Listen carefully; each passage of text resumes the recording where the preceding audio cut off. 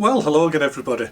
Now, one of my friends, Brett, his father's recently purchased an old classic car. I think it's something like a Scimitar. He was asking on the Radio Cruncher forum if anybody had a radio that might be kind of period suitable for this vintage car of his father's. I remember that I did have some old car radios in the junk box, and this is really about the best I can do.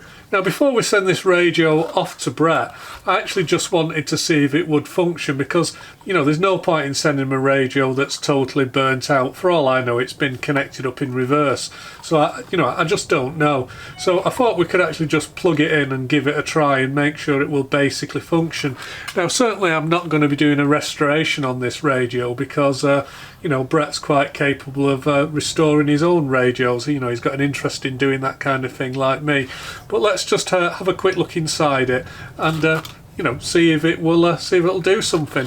Now, this radio was manufactured back in the day by the Lucas company, which of course are famous really for things like British sports cars, for making really poor and quite appalling electrics. So I've got no idea whether or not this radio was actually made by the Lucas company in-house.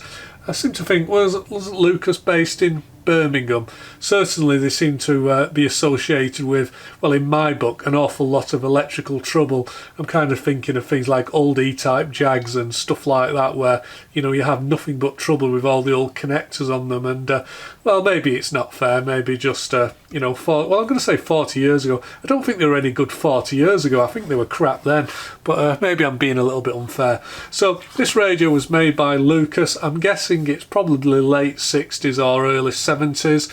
It's got a long wave and a medium wave. Of course, we don't want any of that silly VHF or FM or stereo, so it's going to be some form of mono set. So it looks like that's the wave change switch there. But the other interesting thing about this is it's a stereo 8-track solid state. So I was actually quite interested in the fact that it's got an 8-track on it, and I think that's why I bought it, because you'll probably remember, probably last year I seemed to get a bit of a fetish for 8-track players, and I was buying all kinds of 8-tracks and testing them. And this is one of the radios that I obviously bought from some car show at that time, and I would have thought I bought it for the 8-track player more than anything else.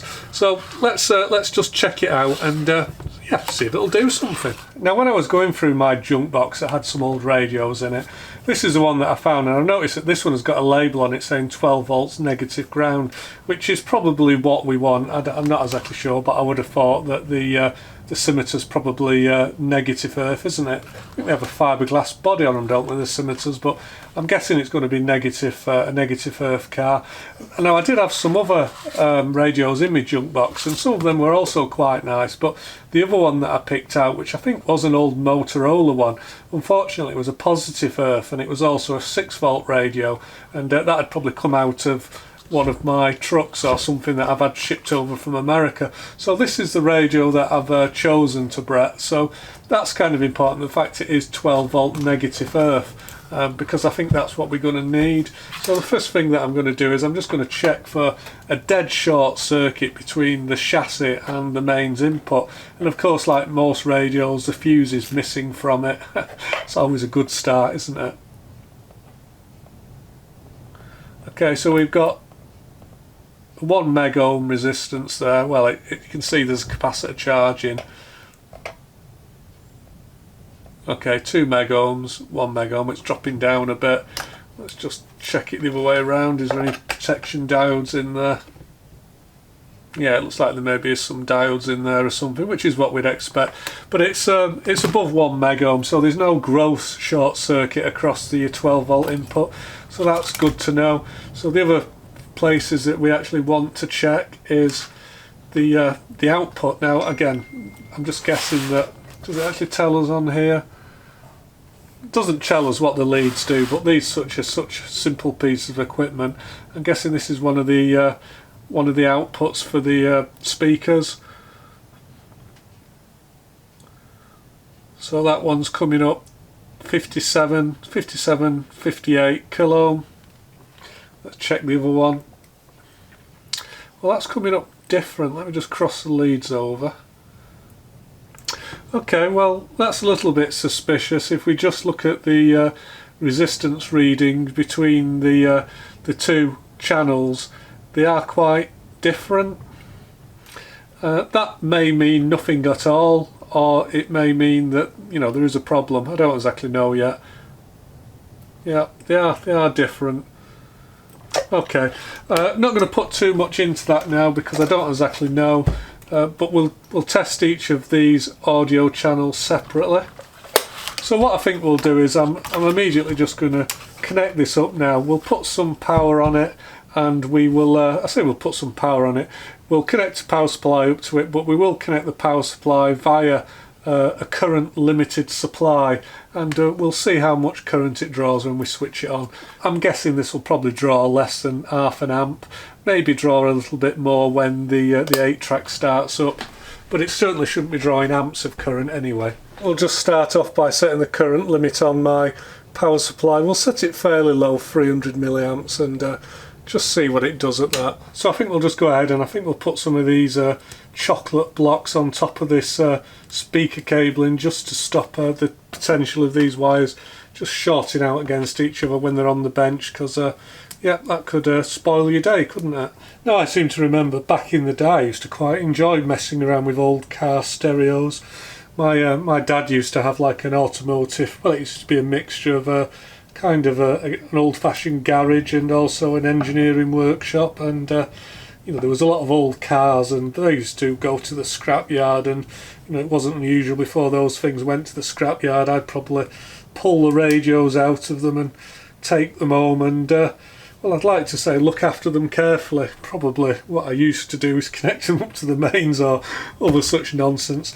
I'm sure back in the day I was probably responsible for destroying quite a lot of what would be now quite classic automotive classic radios, but that was a thing, wasn't it? Back in the day, these things which are now precious antiques, they were just junk 20 years ago. It's interesting though that there does appear to be a little bit of an uplift in the market for things like old car radios, and that's good, because you know, if people are willing to pay money for them and you know, they want them, it means that they're going to be saved from landfill for people to enjoy in the future.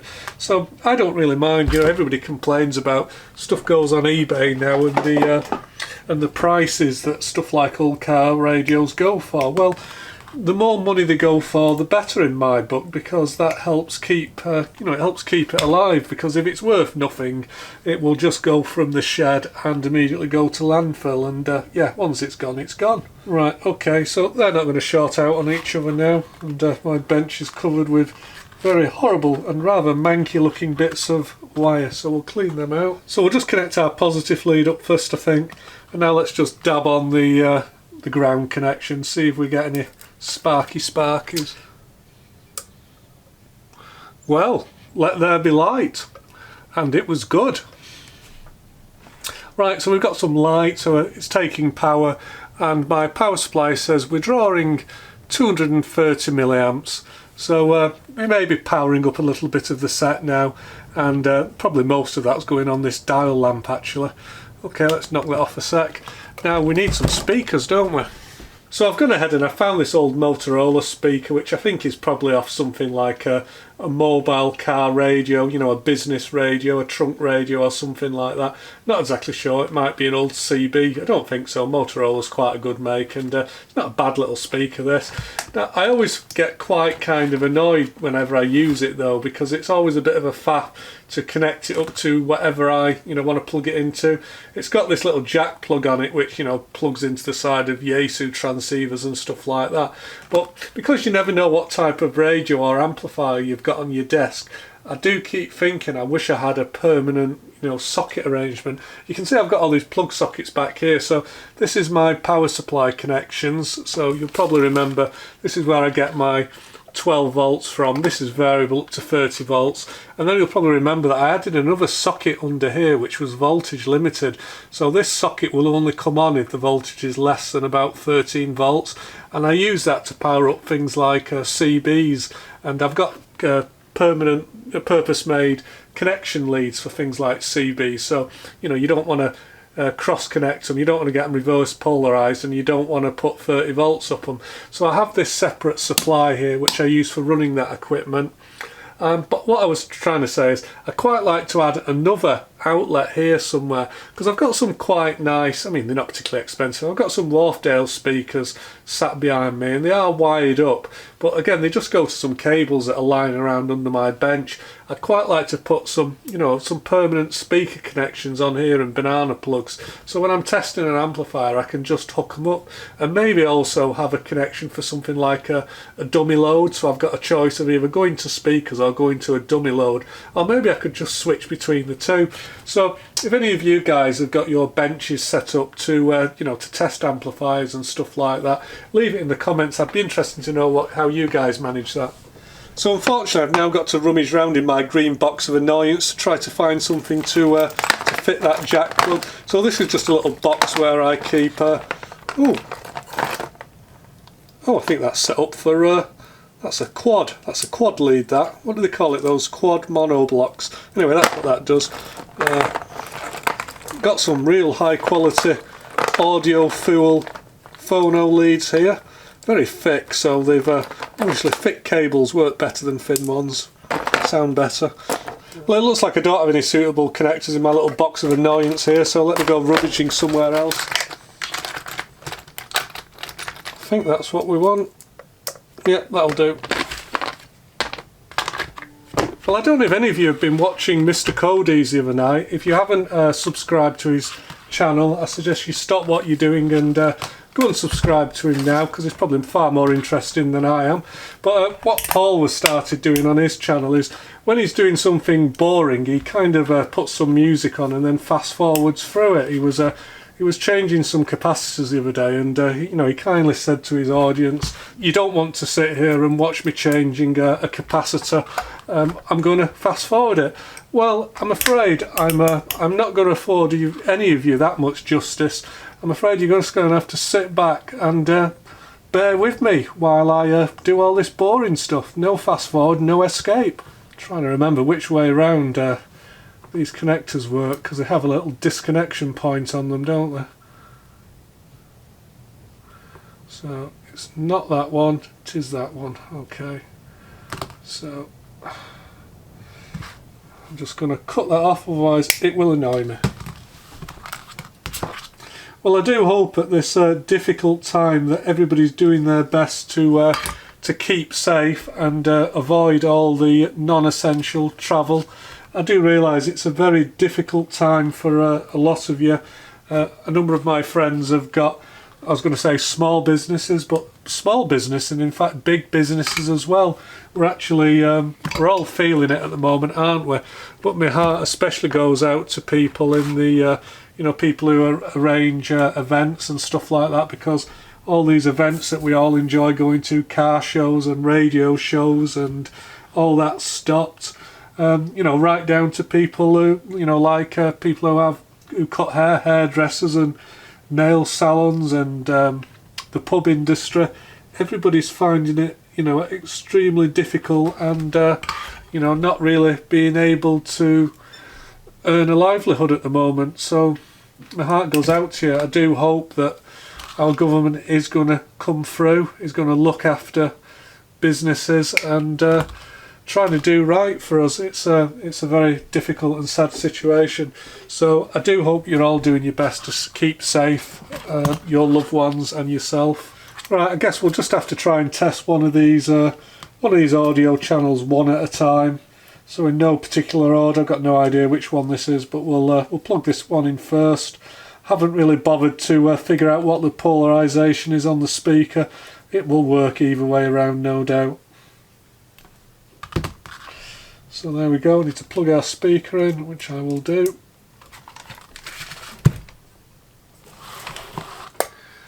Now, can I get my crocodile clip to something? Yeah, I think it'll go on there. So it's actually, oh, it's lit up already, so we've got power. Oh, we've got hiss. Right, let's see if we can jam something in. Oh, there's lots of spiders and dead things in there. Let's see if we can ram something down here and get some signal into it. Oh, I'm going to have to open the box of despair again. Thought I had a radio connector in here.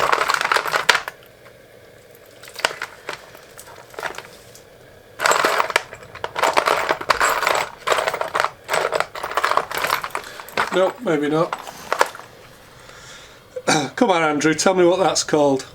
Yeah, you know who I'm talking to. Andrew will know what you call them. Radio connector. What do you call them? They have a name. I can't remember. I think I asked him last time. Well, that was a waste of time. Is this pokey enough to get in?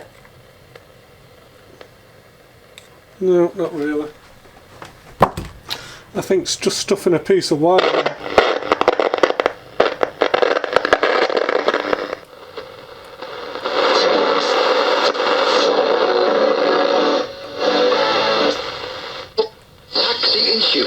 Visit swinton.co.uk. Ian, who has returns on the M6 North.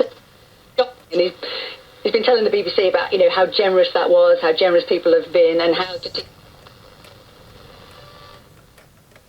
Alright, so that seems to work. I don't know if that's long wave or medium wave. Never listen to the radio these days. Let's try either one. Non-invasive ventilation because they get through oxygen. Right, there's only one channel on there, so I'm guessing that's long wave. Turn the tanks outside the hospital.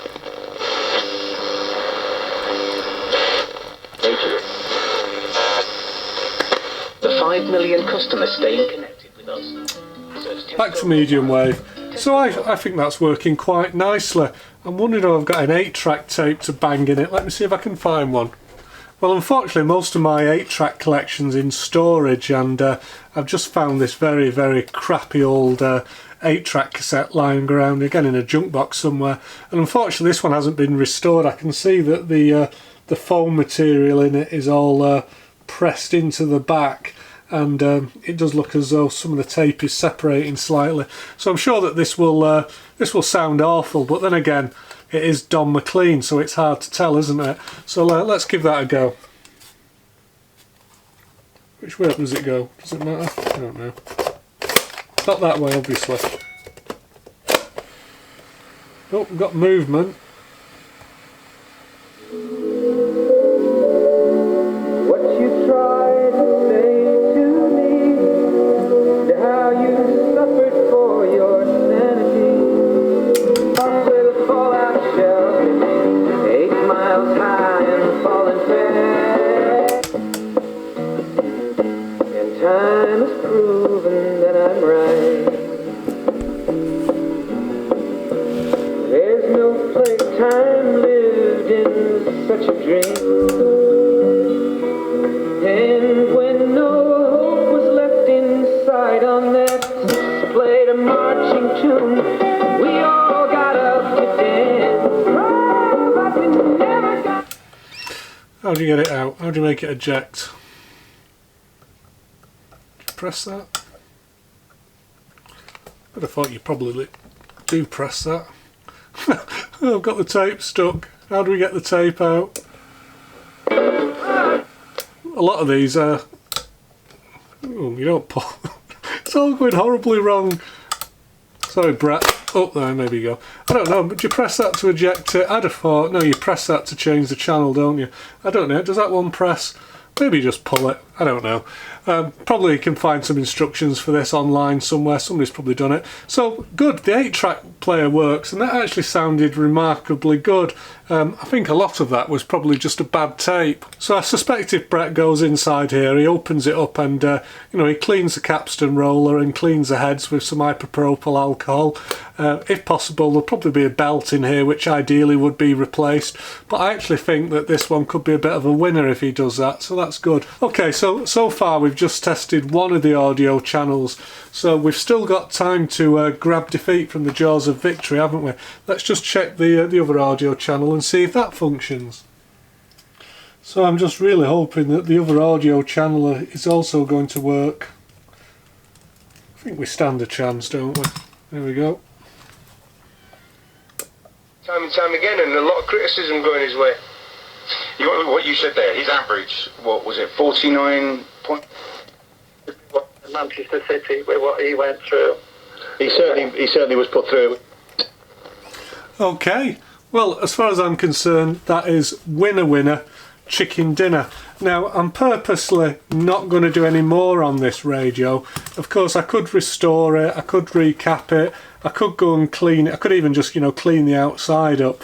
But the thing is, I'm giving this radio to somebody who's actually interested in radios and electronics, and I don't want to spoil his fun. You know what it's like. The whole pleasure in these kind of things is actually working on them and making them look good, making them good. So at least we know we've got a working chassis here. We've got a good base to start with. Remarkably heavy this, and I think it will actually work really well potentially. So I'm gonna pass this on to my friend Brett Ski. I'll post it off to you, probably be next week now, Brett, because I am just a little bit busy at the moment. We'll get it on its way via Hermes to your father, and hopefully he's going to enjoy some motoring with it in his scimitar. Well, that was only a quick one. That's all from me today. Thanks very much for watching, and I hope to see you again very soon. So until then, bye bye for now.